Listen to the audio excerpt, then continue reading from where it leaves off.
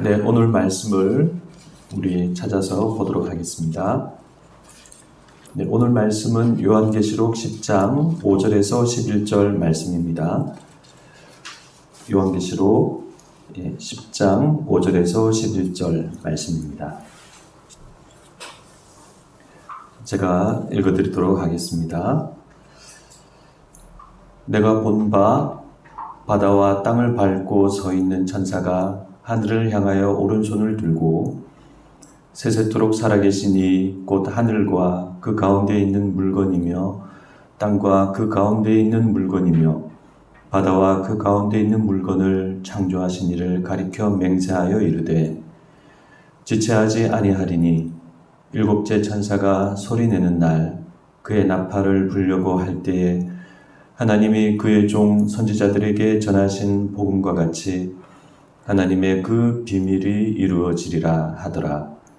하늘에서 나서 내게 들리던 음성이 또 내게 말하여 이르되 내가 가서 바다와 땅을 밟고 서 있는 천사의 손에 펴놓인 두루마리를 가지라 하기로 내가 천사에게 나아가 작은 두루마리를 달라 한즉 천사가 이르되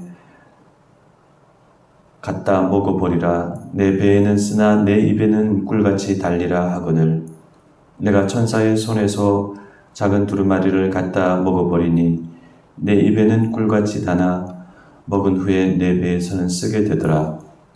그가 내게 말하기를 내가 많은 백성과 나라와 방언과 임금에게 다시 예언하여야 하리라 하더라. 아멘. 네. 오늘 이 말씀을 가지고 작은 두루마리와 예언이라는 말씀으로 오늘 요한계시록 말씀을 살펴보고자 합니다. 말씀드린 바와 같이 요한계시록 10장과 11장은 여섯째 나팔이 불리고 이번에 일곱째 나팔이 불리기 전에 어떤 설명을 하기 위해서 삽입되어 있는 말씀입니다. 이 요한계시록 10장과 11장은 불신자들이 왜 그렇게 하나님의 혹독한 심판을 받을 수밖에 없는가, 그 이유를 설명하는 말씀입니다. 한 힘센 특별한 천사가 하늘에서 내려왔고 그 천사는 요한에게 두 가지 메시지를 전했습니다. 첫째는 마지막 나팔을 불려고 할 때 하나님의 그 비밀이 이루어진다는 메시지였습니다. 하나님의 그 비밀이란 바로 요한계시록 1장에서 이미 나온 바로 교회의 패배와 몰락입니다. 그래서 교회의 패배와 몰락이 세상 속에서 절정에 달할 때 드디어 마지막 나팔이 불려진다는 것입니다. 그러므로 우리가 이 말씀을 우리가 보건대 마지막 때에 우리 교회들은 어떻게 나아가야 하는가? 올바르지 못한 성장이나 승리가 아니라 올바른 패배와 몰락을 향해서 나아가야 한다는 것입니다. 이것은 패배주의가 아니고 또 회의주의도 아닙니다. 십자가로 나아가시는 예수님처럼 우리 교회와 신자들은 패배를 안고 그러나 신실하게 이 마지막 때를 통과해야 된다는 말씀입니다. 천사의 두 번째 메시지는 두루마리를 먹고 다시 예언하라라는 메시지입니다. 우선 이 두루마리는 어떤 두루마리일까요? 우리는 5장에서 어린 양이 받으신 두루마리를 알고 있습니다. 내가 보매 보좌에 앉으신 이의 오른손에 두루마리가 있으니 안팎으로 썼고 7인으로 봉하였더라. 그 두루마리를 어린 양이신 예수 그리스도께서 하나님으로부터 받으셨죠. 그러자 하늘에서 어마어마한 찬송과 경배가 일어났습니다. 그리고 그 두루마리를 받으셔서 그 인을 떼심으로써 이후 요한계시록의 사건과 일들이 지금 진행되고 있는 것입니다. 그러면 그 5장의 어린 양의 두루마리와 이 10장의 이 두루마리는 그럼 같은 두루마리인가? 네, 그렇게 볼 수 없습니다. 어린 양이 받으신 그 중요한, 하나님으로부터 직접 받으신 그 중요한 두루마리를 지금 요한에게 준다는 것은 이게 맞지 않는 말입니다. 어린 양은 계속해서 그 두루마리를 가지고 그 두루마리를 펼치시면서 이 요한계시록의 모든 일들을 진행하고 계시는 것이죠. 그래서 그것은 같은 두루마리일 수가 없습니다. 그래서 이 10장도 지금 이 두루마리를 단순하게 두루마리라고 하지 않고 작은 두루마리라고 말씀하고 있습니다. 원어로 살펴봐도 5장의 그 두루마리는 비브리온이고 10장의 이 작은 두루마리는 비브라리 디온입니다. 다르게 표현되어 있는 것입니다. 그러면 이 작은 두루마리는 그 5장의 두루마리와 그럼 완전히 다른 두루마리인가?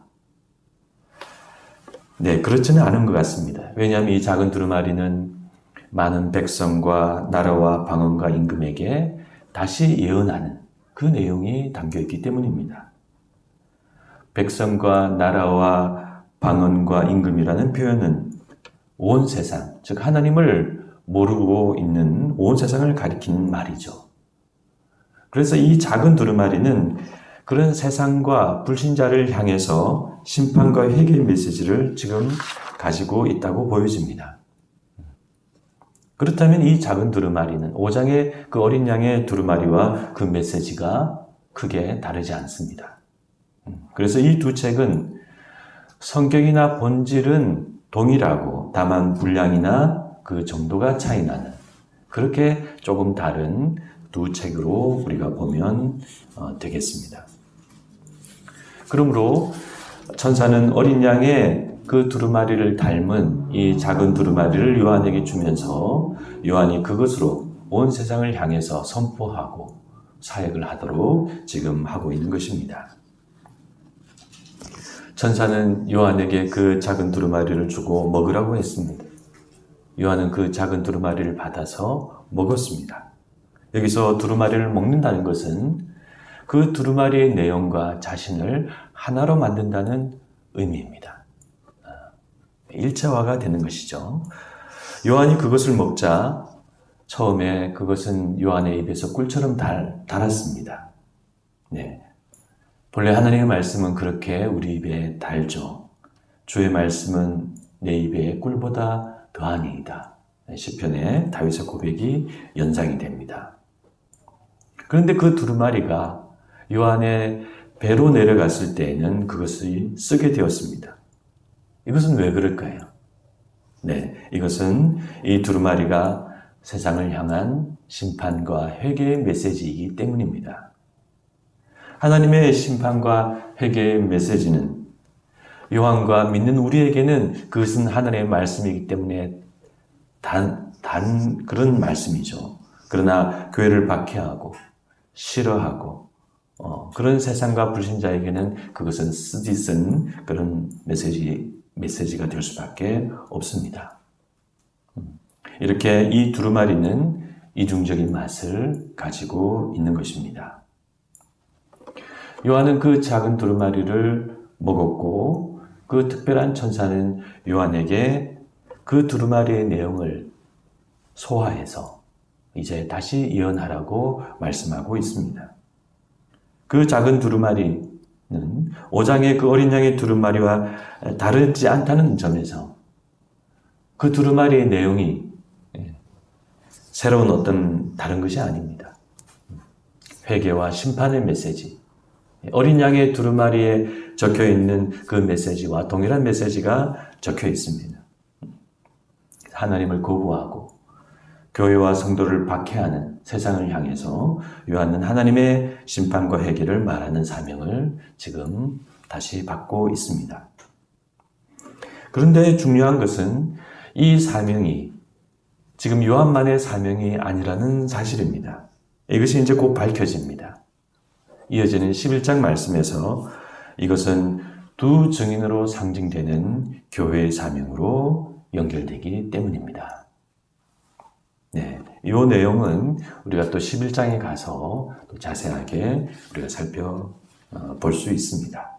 그래서 이 사명은 요한의 사명, 개인적인 사명으로 끝나는 것이 아니라 이것이 두 증인으로 가고 그 두 증인인 바로 교회를 상징하기 때문에 세상을 향해서 심판과 회개의 메시지를 교회가 마지막 때에 전해야 한다는 말씀입니다. 네, 오늘 말씀에서 우리가 그러면 어떤 교훈을 받아야 할까요? 네, 요한이 받은 사명은 바로 우리의 사명이고 또 교회의 사명입니다. 그러므로 우리는 마지막 때에 우리와 교회가 이 세상 속에서 어떻게 행해야 하는지를 우리가 다시 생각해야 하겠습니다. 교회의 사명은 크게 두 가지입니다. 안으로는 우리 교회를 하나님의 나라로 만들어가는 것이고 밖으로는 세상을 향해서 복음을 전하는 것입니다. 그래서 교회는 안으로는 성화와 구원의 공동체가 되고 밖으로는 복음의 공동체가 되어야 합니다. 교회는 이 두 사명을 균형 있게 잘 지켜나가야 합니다. 만약 밖으로 복음을 잘 전하고 전도는 열심히 해도 안으로 우리 공동체를 성화와 구원과 하나님의 나라로 만들지 못하면 그것도 실패입니다. 만약에 안으로는 잘 모이고 우리끼리는 너무 좋고 열심히 신앙생활을 한다 하더라도 우리가 밖으로 복음을 전하지 않고 세상에 관심이 없다면 그것도 교회의 실패입니다. 그러므로 우리는 교회의 이 두 사명을 균형 있게 잘 지켜나가야 합니다. 특히 오늘 말씀에서 우리 교회가 밖으로 세상을 향해서 하나님을 모르고 하나님을 싫어하는 그런 자들을 향해서도 복음을 전해야 한다. 다시 예언해야 한다고 말씀하고 있습니다. 그래서 우리가 이 사명을 잘 감당을 해야 하겠습니다. 왜냐하면 지금 세상은 점점 마지막 때가 되어 갈수록 하나님을 점점 잊어버리고 있기 때문입니다. 이제 웬만한 일반 사람들은 더 이상 하나님이 있다 이런 생각을 하지 않습니다.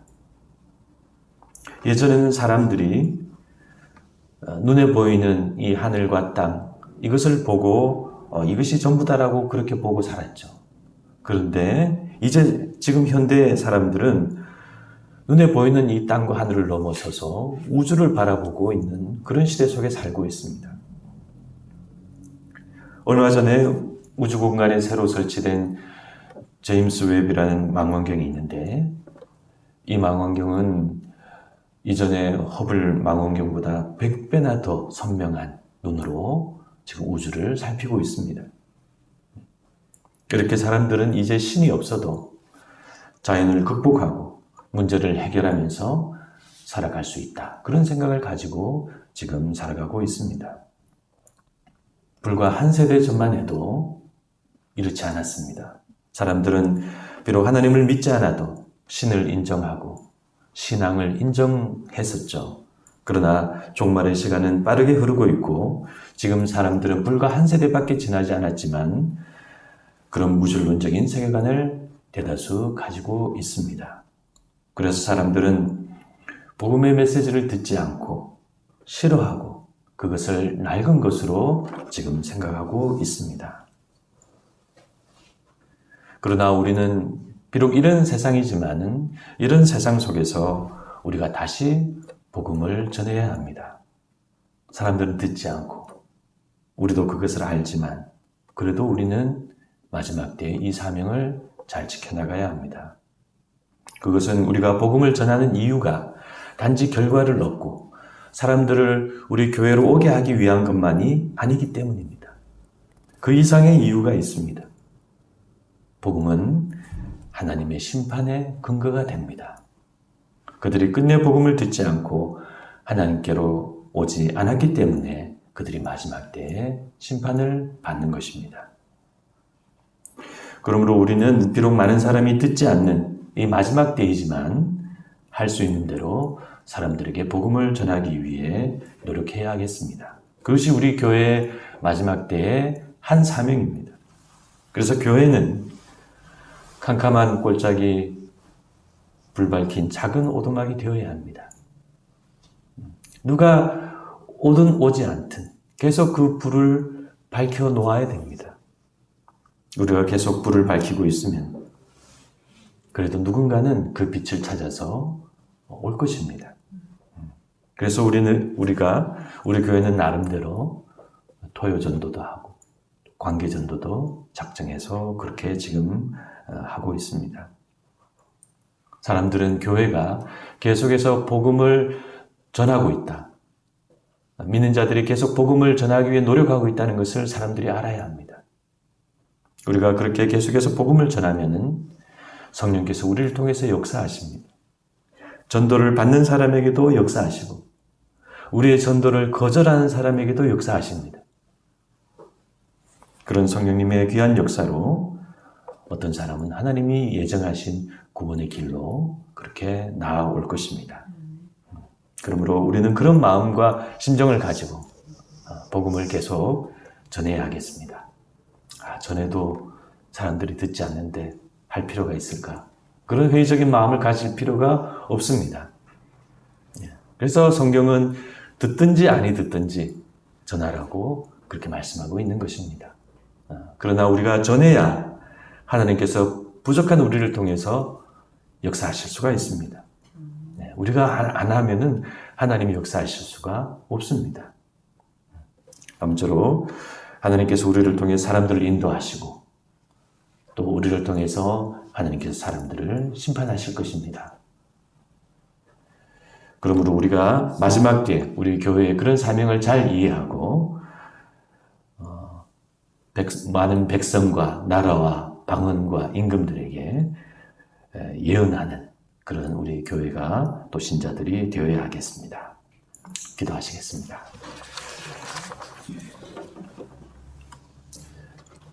사랑이 많으신 하나님 아버지, 오늘 그 특별한 천사가 요한에게 전한 두 가지 메시지를 살펴보았습니다. 특별히 두 번째 메시지는 내가 많은 백성과 나라와 방언과 임금들에게, 민족들에게 복음을 전해야 한다. 다시 예언한다는 그런 말씀이었습니다. 하나님, 저희들이 알고 있는 말씀이죠. 그러나 우리가 이 전도가 어려운 시대 속에 그 사명을 놓치고 있지 않나 그런 생각을 합니다. 우리가 말씀을 듣고 기도를 하는 것, 우리의 중요한 의무로 생각하고 있습니다. 동시에 저희가 밖으로 사람들을 향해 계속해서 복음을 전하는 것도 역시 우리의 마지막 때의 의무이고 사명이라는 것을 잊지 않게 하여 주시옵소서. 비록 우리가 특별한 전도의 방법을 사용하지 않는다 하더라도 사람들을 사랑하고 기도하면서 그 사람을 주님께로 인도하려고 노력할 때 그런 진심이 전해질 수 있게 하여 주시옵시고 우리가 어떤 방법과 기술로 전도하는 것이 아니라 우리의 따뜻한 사랑과 오랜 기도를 통해서 우리의 진정한 마음으로 한 사람 한 사람에게 다가가는 저희들이 되게 하여 주시옵소서. 하나님, 우리 개인적으로 전도하는 것뿐만이 아니라 우리 교회가 또 기도하면서 관계 전도를 하고 토요 전도를 하고 있습니다. 하나님, 저희들을 통해서 역사하여 주셔서 하나님의 뜻이 이루어지기를 원합니다. 하나님, 우리가 이렇게 노력하고 불을 밝히면 몇몇 사람은 그 불을 찾아서 올 줄 믿습니다. 하나님, 저희가 끝까지 그런 사명을 감당하는 주님의 귀한 교회가 되게 하여 주시옵소서. 감사드리오며 예수님의 이름으로 기도드리옵나이다. 아멘. 아멘.